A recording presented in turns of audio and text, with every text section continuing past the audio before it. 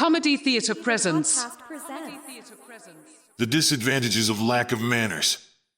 A comedy for adults in 2 acts in the tone of the Marquis de Sade. by Bedrettin Simsek. This play is about how people who appear to be very honorable and moral can harbor great immorality in their souls without even realizing it. Characters. The girl. 19 years old, very poor, beautiful, an orphan. The man. A 60-year-old millionaire, rich as well as religious and conservative, who is looking for a very young virgin girl to marry. The play takes place in a bedroom. There are no props on the stage except a bed. Act 1. The girl enters the stage first. The man follows her. They walk to the bed in the center of the stage. The man. I can't thank you enough for this meeting. The girl. Wasn't this meeting one of your conditions? Yes, but I had little hope that it would be accepted. You told my father that you had something very important to tell me. I am still waiting for you to explain this important thing. All right. I want to marry you. I know. But I haven't made up my mind yet. That's why I think this meeting is important. So the parties understand each other. Nothing surprises them on the first night. What do you mean, surprise? Look, honey. They may have told you that I am only asking for the virginity of the girl I am going to marry as a dowry. Do you understand me? Oh, sir, did you have any doubts? You should have sensed this from my behavior and demeanor until today. Then forgive me for asking, for I could not have received such information from your father. The girl proudly. You could have guessed. Anyway, if you knew me, you would forgive my curiosity. For my true wealth is my honor. That's why I'm looking for honor in the girl I'm going to marry, so that our fortunes will be equal. Look, I am my father's only daughter. I live with my father in a small house, and we barely survive on his pension. We are a poor family, sir. Do you know what my father said to me when you asked about me? There were many suitors for me before, but he turned them all down because he didn't like their moral. So, sir, we are looking for honesty, not wealth. So you don't need to worry. Then it's a pleasure for me. I hope the age difference will not be a problem. No, why should it be? But you are a 20-year-old little thing. I'm well over 50. The girl surprised. Is that so? You are younger than I thought. The man laughs. I look 70, don't I? I am only 55. The girl in serious way. I don't care how old you are, as long as you're honest. How nice to hear that from a young and beautiful lady. Then I will be honest with you and admit that I am 60 years old. I'd rather have an honest man of 80 than a young, treacherous one. How nice. With these words of yours, I am now 20 years younger. Then I have a confession to make. I am 19 years old, not 20. Great. See how we make each other younger? If I push you any harder, you'll be 18. As long as you're a good person, the rest doesn't matter. Don't doubt it. Now, sir, please tell me the most important thing you have to tell me. Look, my dear, I spent half my life unhappy and I don't want to spend the other half unhappy. That's why I take my precautions from the very beginning. I have requirements, just as you have requirements. You want an honest man. I am looking for an honest girl. And I don't want to be disappointed again. Did I tell you that I had a very bad marriage? Yes. My first wife started out as an angel like you. But then she turned into a she-devil, a demoness. You surprise me. Are you comparing me to your first wife? And I sense a great distrust of women in you. Am I wrong? Unfortunately, you are not wrong. My experience has taught me not to trust anyone. Of course, I have no doubt that you are an exception. And you shouldn't even think otherwise. Then promise me something. What is it? You will always be true to your husband. Oh, sir, can it be any other way? You will stay away from young men. I don't want to go near them anyway. Forgive me for asking such a promise of you. For history is full of stories of men who married girls much younger than themselves and ended up being betrayed. Therefore, it is the natural right of a wise man to take precautions at the beginning to avoid being cuckolded. I don't think anyone can argue with that. The girl angrily. Well, there was no need for that. Look beautiful. At my age, the last thing a man wants is to be sure he's wanted. The more we want to be sure, the more we doubt. Especially when we're rich. We're afraid of falling into a gold digger's trap. Of course, millions are nothing compared to your beauty. But I also have a heart. The girl proudly. I am a very poor orphaned girl, sir. I don't covet your millions. I'm glad to hear that. By the way, why do you call yourself poor? You have such wealth that it dwarfs mine. What is that? Your youth and beauty. Let's skip all that. But that is what scares me. Can you avoid bad people during our marriage and choose our friends based on their morals? Of course. Anyway, I am surrounded by a small group of people who are always talking about religion and preaching. You may be bored among them, but your honor will be safe. That's what I'm looking for. And you know, I grew up around old people and listened to their advice. So you are impervious to boredom? You don't know the amusements these girls are into. No, no way. A bad girlfriend, Then, a movie? a lewd remark. None of these things mean anything to you. Didn't your girlfriend's jokes teach you anything? No. Good. That's what I wanted to hear. In this case, we can move on to other things. I told you about my first wife. Of course. I'm not crazy enough to tell you about her vices.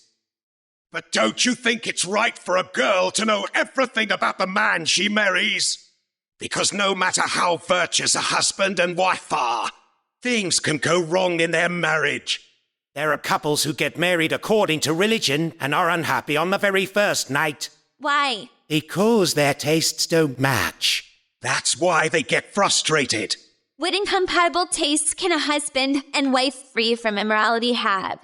Shall I list them one by one? God forbid. Of course not. Nor would it be proper for me to tell you. Besides, you couldn't bear to listen. For there are such infamous pleasures that if you heard them, I'm sure your hair would stand on end and you'd be petrified. That is why my first wife left me. Because she thought a virtuous husband was not enough for her. The girl pouting. What do you mean? I'd rather not say. What would the desire that turns even the hardiest of men into skeletons not do to a frail girl like you? What desire are you talking about? What? Have I aroused your Curiosity? Or are you so eager to learn inappropriate things? The girl naively. Isn't marriage a school? I see you are very bold. You're so confident. I don't understand. I'm telling you, you may have to imagine some very horrible scenes. Won't you faint? What does that mean? It means that our greatest desires could be the source of our greatest pain. Because there is always a disparity between what we want and what we get. Could you be more specific? The man insinuating. I thought you understood. How could I understand? My mother died when I was very young. I was left with my father. He didn't tell me anything. He just told me to stay away from bad friends. I didn't have an aunt. For my father, virtue was important because it made a girl worthy.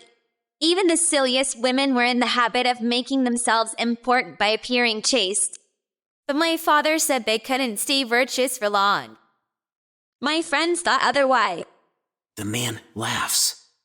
Look, your friends are right. Virginity is the gateway to heaven. The hope of sinners is that it will always be open, so that everyone can enter heaven. The girl sobs. Oh, how can you talk to me like that, sir? Do you realize that you are putting me in a very difficult position? I am forced to be alone in a room with a strange man and listen to him say filthy things. How can my father accept this? The man in a serious tone. Your father is a very respectable man. Otherwise, he would not have accepted such indecency. I told him about my plans for the future. I told him I am thinking of going into politics. I want to make your daughter the wife of a member of parliament. People want to see pious, moral politicians like me at the helm. At first, he did not believe me. Skeptical, he asked, "Do you have enough money?" Because, as you know, politics is the business of the rich. If you don't have millions, you can't even think of going into parliament.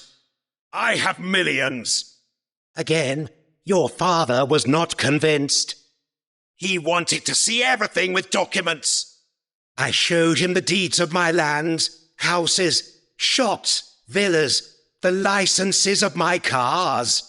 I dazzled him with my kilos of gold hidden in bank vaults. He said, yes, this is enough to get into politics, but not enough to stay in politics. He wanted to see more. I showed him more. I told him I will certainly double this fortune as soon as possible, because I am thinking of becoming a candidate of the ruling party.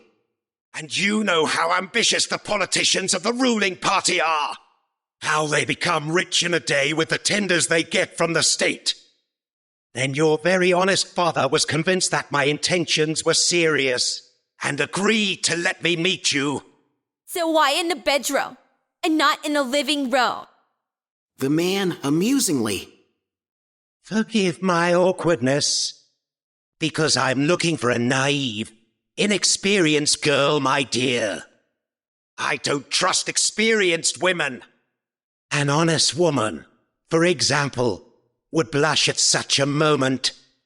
But an immoral woman goes limp with the thoughts that come to her. So all the masks fall off her face. Good for you. You've kept your composure. By shedding tears just now, you have shown that you are not what I feared. The girl wiping tears. But I still can't make you believe anything. The man insinuating. Because all the girls I met said they were as chaste as you. And they behaved as their fathers taught them. They even shed their tears the way their fathers told them to. But then what? A mutual silence. They could not substitute one happiness for another. They couldn't replace one vile pleasure with a more noble one. Any other husband would have avenged them by cuckolding them. But I'm not that kind of man.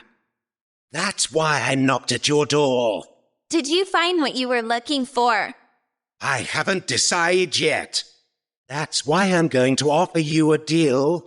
What kind of deal? After a pause. If I put my honor and virtue into my love, if I do my best to make you happy, will you still not be satisfied? I promise to love you, but I confess that it is impossible for me to give you more than love can give. What kind of euphemism is that? I can't expect you to swear that you'll never want certain things. So neither of us can fool ourselves, because sometimes there are things we can't help but not want. Like what? You have desires. You burn in a fire. And what your husband has is not enough to put out that fire. What are you referring to? Oh, to tell them to a girl is like putting a dagger in the hand of a beautiful woman who intends to kill. For there are things so obscene among them that even the most chaste cannot remain chaste after hearing them. This fire will burn you even if you are at the poles. Can you speak frankly? I shouldn't be telling you these things, but it's too hard for me to keep quiet right now. A mutual silence. For example, why do women cheat on their husbands? Have you ever thought about that? Isn't that what you just told me? I did. But to tell you the truth, I wanted to hear you say something in favor of husbands. I couldn't. What did you want me to say? For instance, that an honorable wife should not ask for more happiness than her husband gives her. That's absurd. The man laughing. I see, my dear, that you have studied the troubles of marriage, but not the joys. What if he won't? What if he can't? What if it's something her husband can't afford to give her? Does she have the right to cheat? Of course not. Then for a woman to be faithful is to suffer. Can you bear that pain? Remember, I have millions to comfort you. of course, millions can be sacrificed for this sanctity. What do you mean? I'm talking about the sanctity of the family. Because one day, no matter how much you respect him, you may feel that your husband is not worthy of your sacrifices, That he's a brat. that he's not worthy of your admiration, That he doesn't deserve your love. no matter how honorable you are. Your will gets loose. Your thinking goes bad like milk in a container. In that case, my fortune will compensate you for your sacrifices. And if it doesn't? Then our marriage will be hell, and heaven is in the arms of another man. So in any case, all you have to do is commit to one man. Never put that pleasure on a scale. If you think you are less happy, make up for it by loving your children. That's why many married women are no longer women, but mothers. Think about it. You see your husband's faults, but you still love him. Why? Because he is the father of your children. There is no reason for us to disagree on this point. I am not a girl who seeks pleasure and fun, sir. I am also very chaste. You can see it in my demeanor and action. Yes, I can see it. But you should know that being chaste is also a fault. Let me take it upon myself to correct this fault of yours. The girl faintly. Oh my God, what are you saying? Did I promise you all this for nothing? Look, my dear, if you are always chaste before your husband, You will make him unhappy. for his happiness to be complete, you must be coquettish and flirtatious now and then. What do you mean? I mean, you shouldn't make him feel the coldness of decent women. You shouldn't make your husband look for bad women. You can only do that if you love him. Otherwise, you'll be exposed as an actress. I'll be frank. I hate Theatre Angel. Do you understand me? The girl sighs. So I must love you in every situation, whether you are good or bad. Why would I want to mess with you? I have millions. I can buy a ready-made one at the market. But I don't stoop to such things. I only deal with decent women. That's why the first thing I'm going to ask of you when we get married is that you learn to talk dirty. How can you do that? The girl seems to be very offended. How can you ask me that, sir? What's wrong? As long as you know who you are, I can't talk about such thing. you'll get used to it.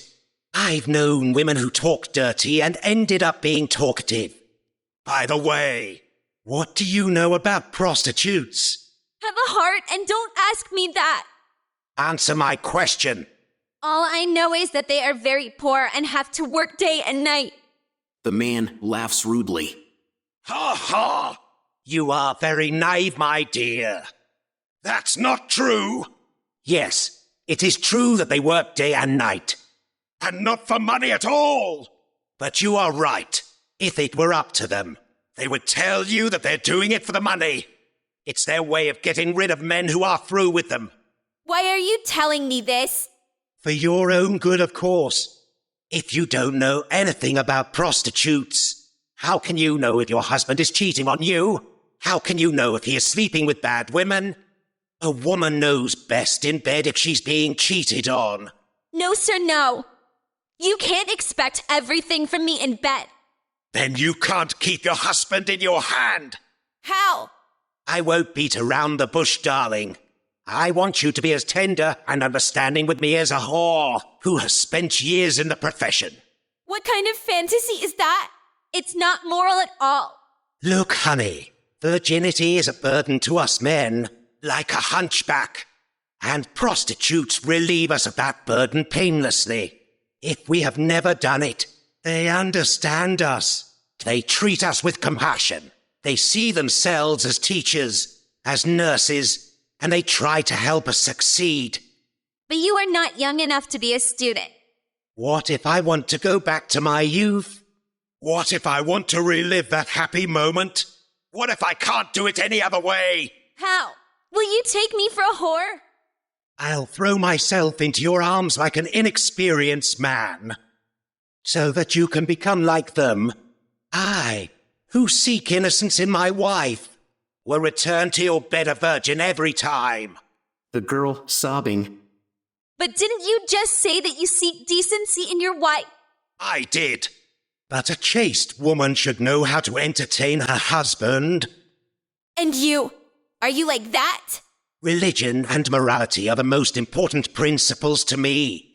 As for chastity, not only my friends, but also my enemies know me to be chaste. The girl, wiping tears. What a heavy burden marriage imposes on a girl who knows herself. What can I tell you, sir? But to say yes? Good. Then we can move on to other business. After a pause. Earlier, I told you that you must listen to my confessions in order for us to get married, and that I would make my decision about marriage after that. Now I need to tell you what happened to me in the past, so that such terrible things will never happen to me again. How? Haven't I inspired you with confidence yet? Come, my dear, come. My faith in women has been shattered for years, so I've learned from history. I'm going to tell my wife everything before we get married. What skepticism? Please, sir, it's annoying enough for me to be alone with you. The man laughs. Don't worry. You'll listen to me without getting bored, because the adventures I've had. The girl interrupts him, astonished. Adventures? Then let them be your eternal secret. Listening to a man's confessions is the last thing I want to do. But if I don't tell you about my past, how can you decide if I'm a suitable husband for you? The girl gesticulating excitedly. Oh, I'd rather be lacking in manners than lacking in virtue. I would rather be ignorant than a well-bred girl. So you accept me as your husband without knowing my past? Yes, I accept. In that case, I cannot take you as my wife.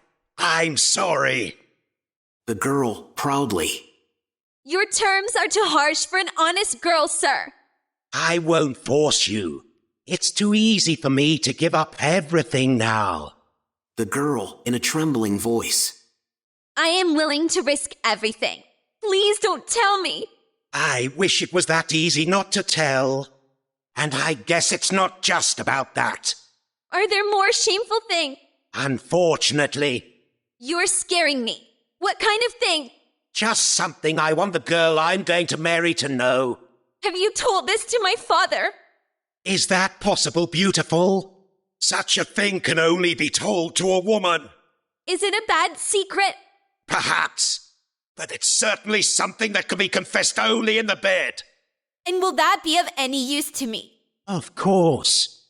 You'll be better prepared for our first night together. So it's that immoral?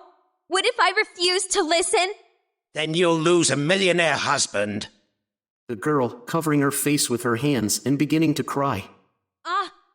How hard it is for us decent women. How can I say no to you now, sir? How can I? I will listen to you only because you insist. All right, I'll start. The man paces for a while, sighs. Oh, is it fate that the more moral a man is, the more immoral things happen to him. I'm telling the story to make an example of you. I hope I don't embarrass you. The girl, sobbing, holding handkerchief to her eyes. You should be ashamed to tell me these things. Open your ears and listen carefully. You are going to hear terrible things. You are going to hear terrible things. End of the first act. Bedrettin Simsek's eBooks are available from all ebook retailers. Listen to Bedrettin's second podcast, The Bedrettin's Audiobooks, to hear episodes from Bedrettin's eBooks. Bedrettin's Audiobooks podcast is available on all podcast platforms.